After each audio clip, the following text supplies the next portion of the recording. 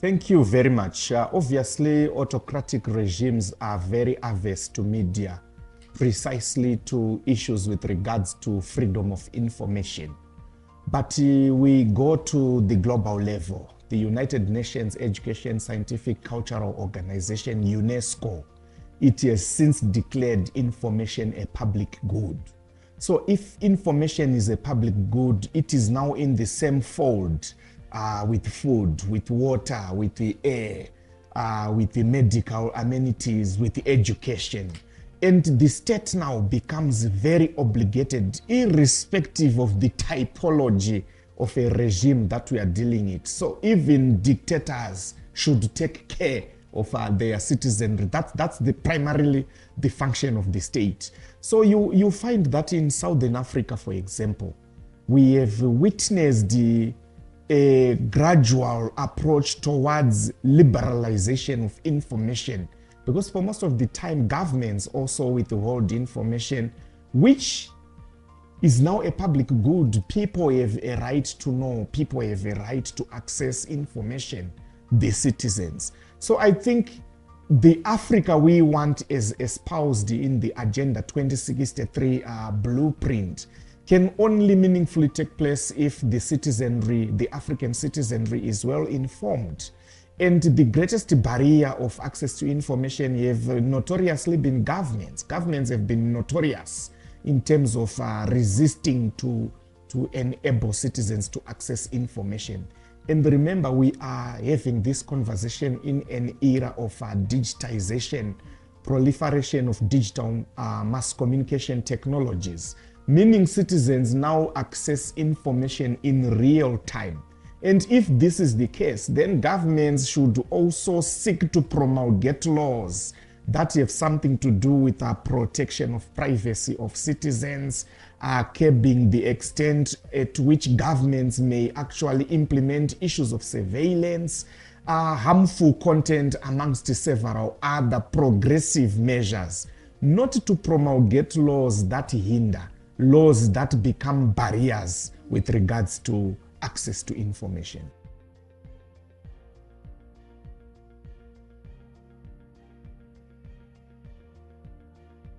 Yeah, unfortunately, the African Union is completely a reflection of the members that constitute it. In other words, the African Union will never be better than the states that make up the African Union. And you know, African states are not homogeneous in terms of what they stand for. Africa is a potpourri. You find democracies, quasi-democracies, very weak.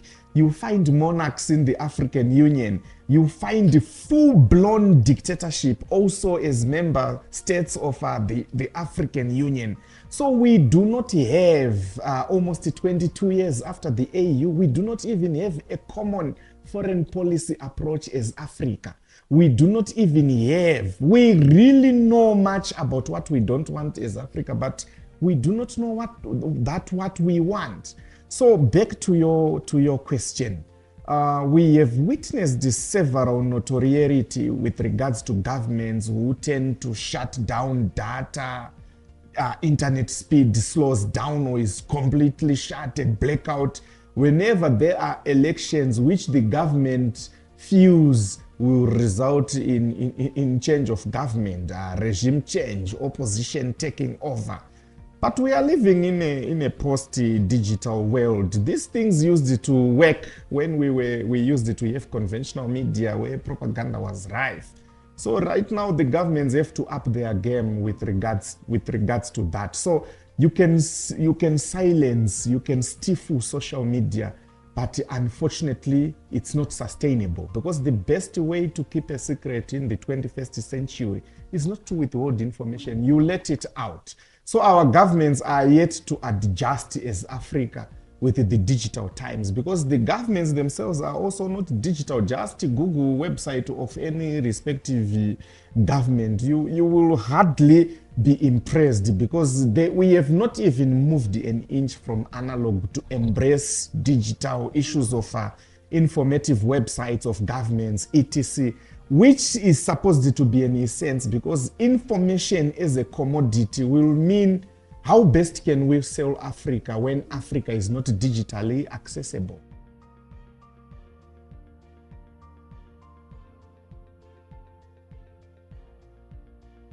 Yeah, I think we are stuck in the mode of commodification.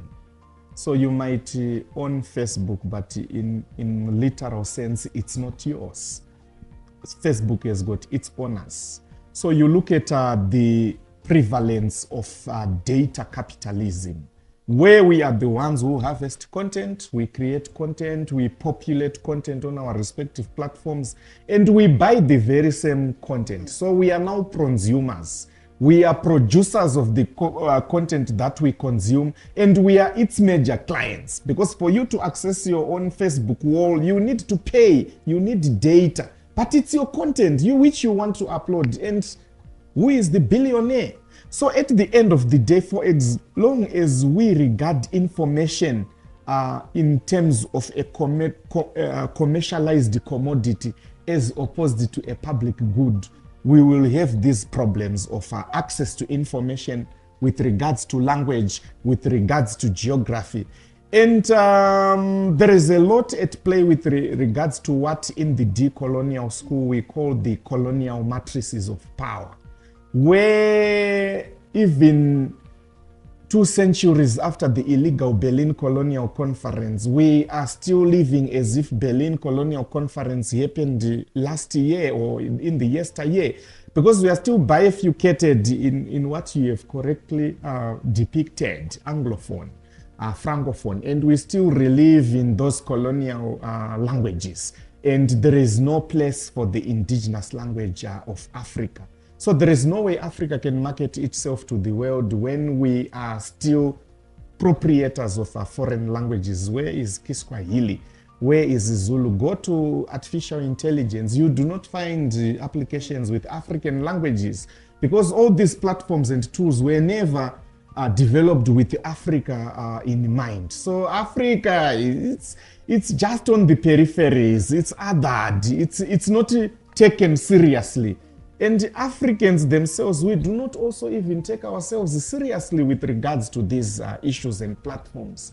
So there is no way we can talk about marketization and visibility of Africa when we can't counter issues of misinformation, issues of disinformation, issues of fake news, issues of counter narratives that depict Africa as a jungle, a war-torn continent, a poverty-infested continent.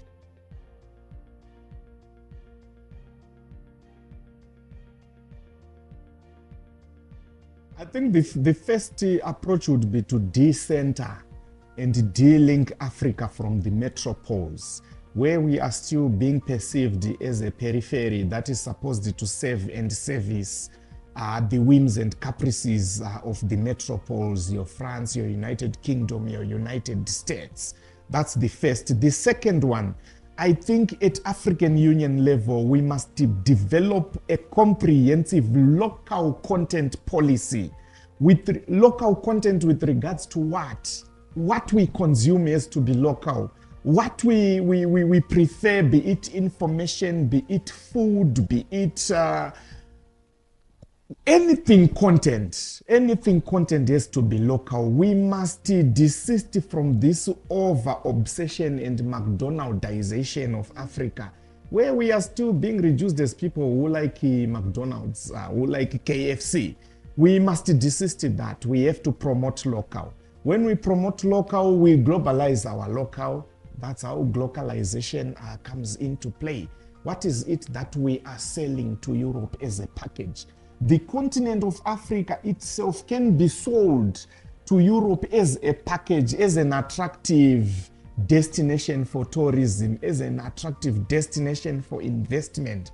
But that cannot happen if we do not have a comprehensive local content policy, framework, or convention at African Union level, which then obligates each and every state to also harness this and domesticate. So I will give you an example of South Africa, for example. South Africa hosted World Cup 2010. But South Africa desisted from cooperating with the African states, precisely with SADC, precisely with its neighboring states. So you would see an advert, come to South Africa and we will take you to Vic Falls. What would it mean to someone who has never been in Africa? One would think Vic Falls is in South Africa. You look at teams, there was no team that was training in Botswana or Zimbabwe or Mozambique or Lesotho or Eswatini. Why? Because we are still a thingified continent. We are a thing that belongs to others. So we have to decenter. At what stage are we going to perceive others as cooperative partners and not necessarily our competitors?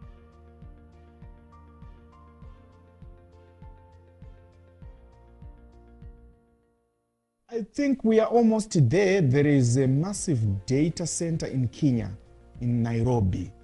But the question is, who owns it? Is it of African origin?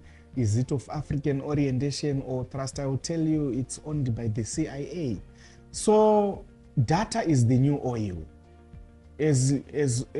Whereas in the yesteryears, oil would determine the value of the dollar, followed by gold, etc. Right now we are talking about data-driven societies, data-driven economies.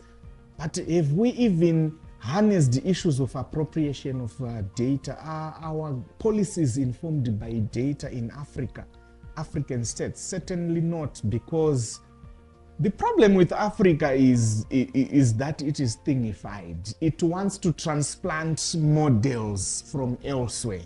African Union, it's a transplant of the European Union. So we are not yet there because we mimic a lot, and our mimic is colonial mimicry. We do not appreciate the African way of doing things, the way Asians do their things, the way other races do their things. We are the only continent that is notoriously religious about adopting, copying and pasting anything coming from anywhere, but disparaging anything which is homegrown and sacrosanct.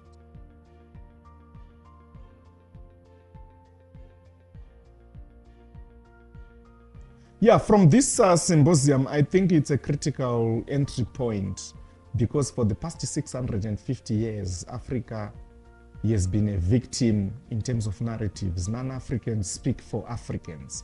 So this symposium, precisely being hosted by the Institute of Pan-African Thought and Conversation, conversations are the ones that will realize Africa talking to each other, dialoguing, discussing, and generating knowledge that policymakers may take on board at government level of all respective states in Africa.